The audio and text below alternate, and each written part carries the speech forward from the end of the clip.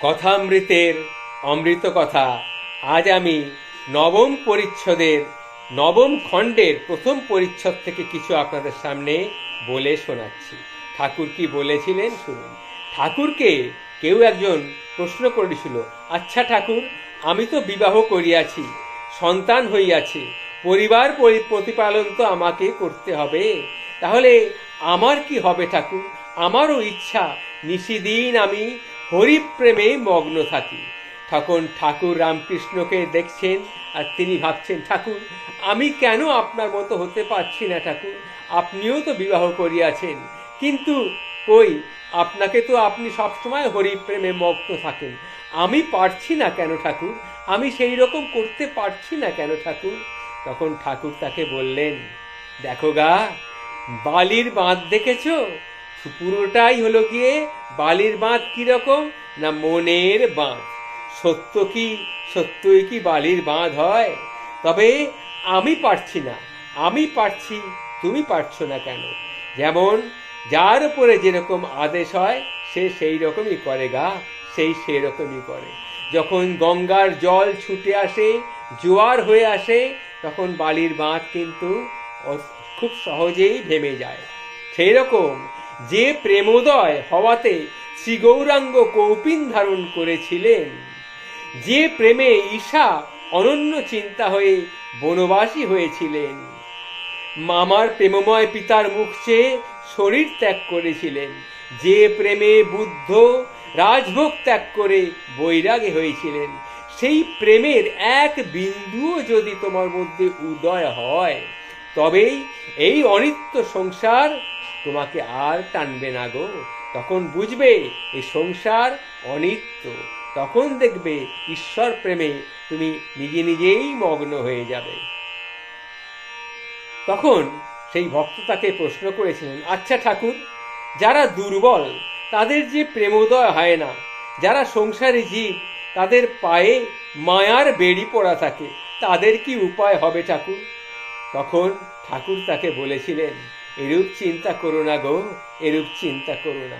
তোমরা সংসারী লোক, এটা আমি বুঝি, কিন্তু সংসারে এক পা রাখবে আর ঈশ্বরে একটা হাত রাখবে, দেখবে তাহলে ঠিক আস্তে আস্তে তুমি এগিয়ে যাবে।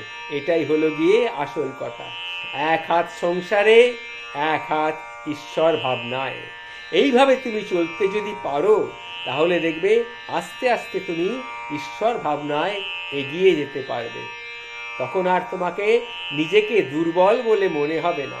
এই হলো গিয়ে আসল কথা। তখন বৈকুণ্ঠ তাকে জিজ্ঞাসা করেছিল, আচ্ছা ঠাকুর, আমরা সংসারী লোক, আমাদেরকে আপনি কি করতে বলেন? তখন ঠাকুর তাকে বলেছিলেন, জেনে রাখো গো, এক হাত ঈশ্বরের পাদপদ্মে রেখে অন্য হাতে সংসারের কার্য করো। তখন বৈকুণ্ঠ তাকে বলেছিলেন, মহাশয়, সংসার কি মিথ্যা? তখন ঠাকুর বলেছিলেন, যতক্ষণ তাকে না জানা যায় ততক্ষণ মিথ্যা। যখন তাকে ভুলে মানুষ আমার করে, আমিতে মগ্ন হয়ে থাকে, মায়ায় আবদ্ধ হয়ে কামিনী কাঞ্চনে মুগ্ধ হয়, তখন তাকে এইভাবেই ঘুরে বেড়াতে হয়। মায়ার এমনই জাদু তাকে অজ্ঞান করে দেয়। পালাবার পথ থাকলেও সে আর পথ পায়নি পালাবার। এটা যদি তুমি ত্যাগ করতে পারো, তবেই তুমি ঈশ্বর লাভ করতে পারবে, ঈশ্বরের দিকে এগোতে পারবে। এমনই মায়ার, মহামায়ার মায়া দেখেছে কি কুখক করে, ব্রহ্মা বিষ্ণু অচৈতন্য জীবে এত কি আর জানিতে পারে? বিল করে চূর্ণি পাতে মিন প্রবেশ করে তাতে, গতায়াতের পথ আছে তবু মিন পালাতে নারে, গুটি পোকায় গুটি করে পালালেও পালাতে পারে, মহামায়ায় বদ্ধ গুটি আপনার নালে আপনি মরে। এই হলো গিয়ে আসল কথা। তোমরা তো নিজে দেখছো, সবাই তো দেখছো সংসার অনিত্য। এই বাড়ি দেখো না কেন, কত লোক এলো গেল, কত লোক জন্মালো, কত লোক দেহত্যাগ করলে। সংসার এই আছে, এই নেই। তাহলে বুঝতে পারছো তো সংসার হলো গিয়ে অনিত্য। যাদের এত আমার আমার করছো, চোখ বুঝলেই দেখবে কেউ নেই। তবু নাতির জন্যে কাশি যাওয়া হয় না। আমার হারুর কি হবে? যাতায়াতের পথ আছে, মিন তবু পালাতে না রে। গুটি পোকা আপন নালে জড়িয়ে আপনি মরে। এসবই হচ্ছে সংসারের মায়া, সংসারের মিথ্যা, সংসারের অনিত্য। এটা জেনে রাখবে, সংসার অনিত্য। নিত্য হলো আসল সেই ঈশ্বরের চিন্তা আর আপন কর্মফল। তখন একজন প্রশ্ন করলেন, আচ্ছা ঠাকুর, এক হাত ঈশ্বরকে ধরে আর এক হাতে সংসার রাখবো কেন? যদি সংসার অনিত্য হয় তাহলে এক হাতেই বা সংসারকে দেখবো কেন? তখন ঠাকুর তাকে বলেছিলেন, তাকে জেনে সংসার করলে তবে অনিত্য হয়। তাহলে শোনো, আমি তোমাকে একটা গানের একটুখানি গেয়ে শোনাই। মনোরে কৃষি কাজ জানো না, মনোরে কৃষি কাজ জানো না,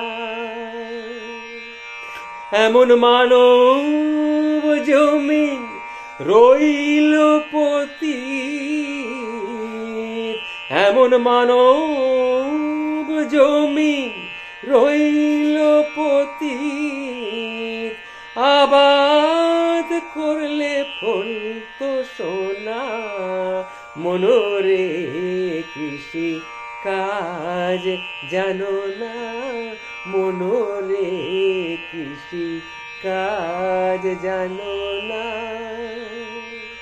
জয় মা, জয় মা, জয় মা ভবতারিণী, জয় মা, জয় মা, জয় মা। একথা বলতে বলতে ঠাকুর আবার সমাধিস্থ হয়ে পড়লেন। ঠাকুর শ্রী শ্রী রামকৃষ্ণ পরমহংসদেবের কথা অমৃত সমান। আমি বলে ধন্য, আপনারা শুনে ধন্য। আপনাদের মস্তকে ঠাকুরের কৃপা অবিরাম ধারায় বর্ষণ হোক, অবিরাম ধারায় নেমে আসুক, এই কামনাই আমি করি। আজ এই পর্যন্তই।